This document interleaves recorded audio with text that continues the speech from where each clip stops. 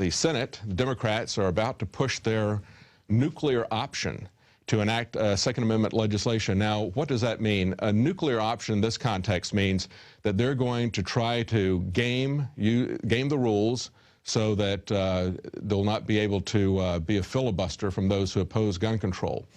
And if they do that, the gun owners of America, Larry Pratt, has warned us, this is where the fight is going to be.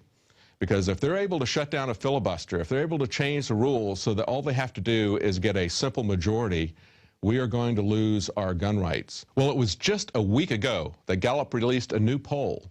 And in that poll, they found a record number of Americans oppose a handgun ban. 74% against a handgun ban and only 24% for that handgun ban. Now, the other thing that's interesting is if you look at this document, Cam, down at the bottom, and it got cut off here, but support for a ban on semi-automatic guns, what they called was, they didn't call it semi-automatic, they called it an assault rifle ban. Now, when you change the term from something that people know what it is, like a handgun, to something that is very subjective and could mean anything to anybody, and give it a scary name like an assault weapon, that goes then to 51% against a ban, even when you put it in those terms, 44% for the ban. So we still have the majority of people with us, even when you use these vague, scary terms that don't really mean anything, like assault weapon. But we shouldn't get too confident about that, because remember that Obamacare passed when the vast majority of people opposed that, because they're going to use these types of games, just like this nuclear option. And what that means is Democrats want a simple majority vote rather than a two-thirds majority or supermajority that is required to put down a filibuster. So one senator, remember, can block a bill indefinitely, and we do have one or two senators who would do something like that. Rand Paul, Mike Lee, perhaps. They want to stop that so that with just 51 votes, they can stop a filibuster and they can proceed to vote. And they do have the majority. And things are going to get worse as time goes on. As these new senators get sworn in, the Democrats are going to have an even larger majority. So watch for that type of gamesmanship. And we know that Obama has just come out and said that he's going to quickly go for immigration reform and gun control. Now, this is somebody from the Obama administration who was speaking on condition of anonymity, and he said that the White House plans to push forward quickly, not just on immigration reform, but on gun control laws as well. That's a report from the Huffington Post. And remember the kind of games that Obama played when he got the NDAA through. There's all types of things they can do. He ran that through, said he didn't want to sign it and didn't want it, and then it turns out that he had written major portions of it. He signed it on New Year's Eve when nobody was paying much attention. And then they will also do things like they can wait until people are on break, as they did at New Year's Eve. But with the Senate, remember, there's a lot of things coming up. The gun treaty, the UN arms trade treaty that was back in July, that is going to be coming back up again in March. And it doesn't require two-thirds of the senators to enact the treaty. The tricky thing is it only requires two-thirds of those who are present. So they can wait until the late hours, they can wait to Easter break or something like that, and they can ram that thing through. That's a key piece of legislation that they've been setting up for a long time. If they don't get an outright ban, they're going to go for the UN arms trade treaty. And that's going to allow them to do registration and identification in a way and to a level of detail that they've never done before. Once they get that in, it's going to be a very simple thing for them or somebody else to confiscate all guns and to come after individual gun owners in great detail. And that's really what the UN ATT is about. It's about identification, and it's about registration, and they're doing it in the name of stopping arms from flowing across borders. And remember, that whole thing was being set up with the Gun Walker program and Fast and Furious, which CBS News, and I believe it was the New York Times, already reported as a false flag. It was set up to demonize the Second Amendment and to use guns flowing across borders as an excuse to take away the rights of law-abiding American citizens to own guns. Well, we've got an update at the state level, some important breaking news from Alex Jones. It's very important. All is not lost. They're going to try every game in the book. They're going to try using very little-known rules, and if they can't do that, they'll break the rules. But never underestimate the massive pressure that can be brought on these people if everybody calls the legislators. And Alex Jones is going to bring us up to date on that right now. My fellow freedom lovers, we have some incredibly positive news on multiple fronts for you tonight, and it is so good to be able to give you this information. All the viewers of InfoWars Nightly News watching tonight, it is so important that you get these articles and send them out to everybody you know. It is so important that you spread the word, because the American people, constitutionalists, libertarians, conservatives, patriots, need to know that we can win with logic and truth, because most so-called liberals are not bad people. They've just been brainwashed. And we have some very, again, exciting news here. The Democrats have pulled the plug on gun and ammo bans in Illinois. It was basically Dianne Feinstein's federal bill at the state level, pushed by the Chicago Mafia, led by Rahm Emanuel, to ban over 90% of all guns.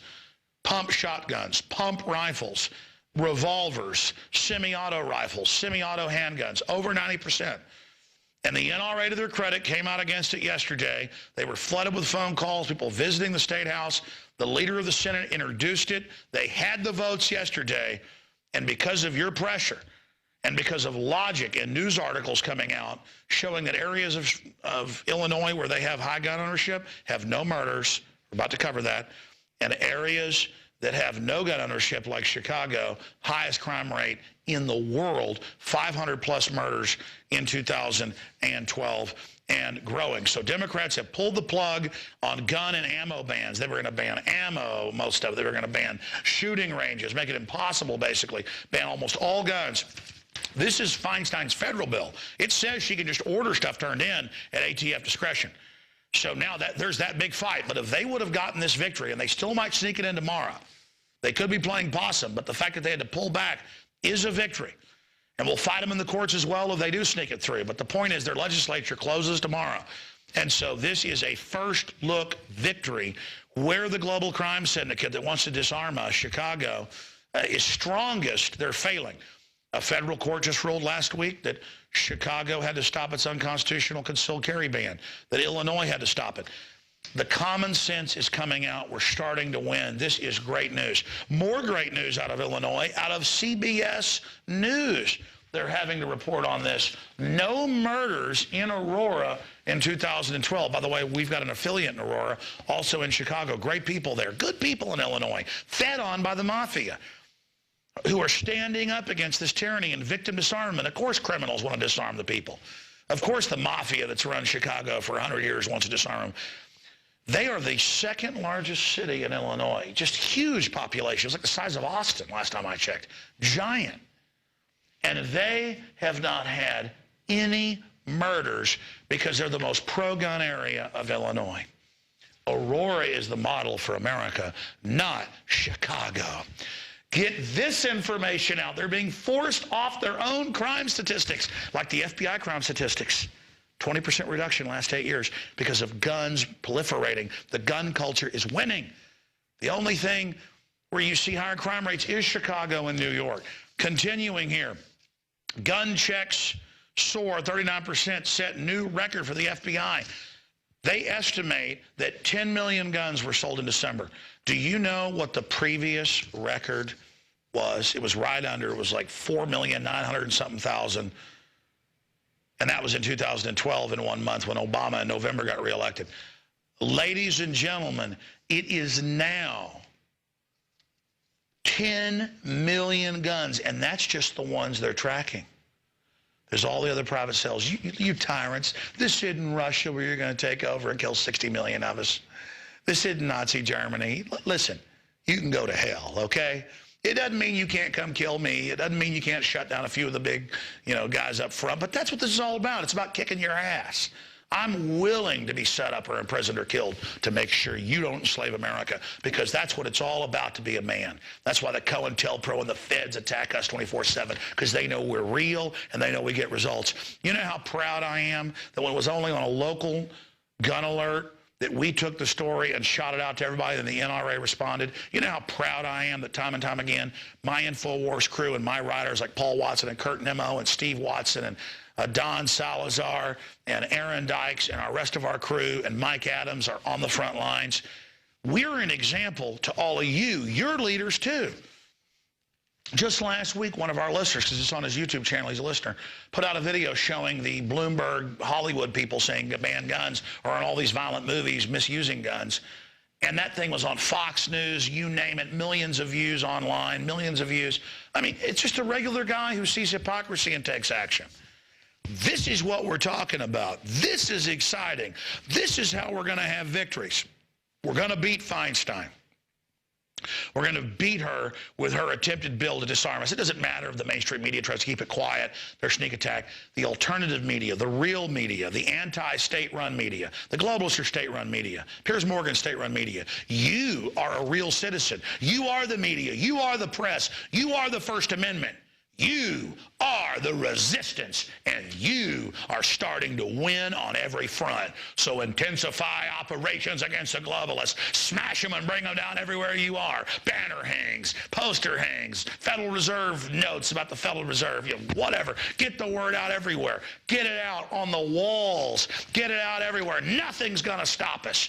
You globalists think you're going to take us down. I know you're scared, and I know that's why you've been trying to close the door on us, because you know, as Brzezinski has said, liberty is rising. I know in my gut that some of us individually won't make it out of this, but ideas will. Because as V says, paraphrasing all the historians throughout thousands of years, from Rome to our republic, ideas are bulletproof.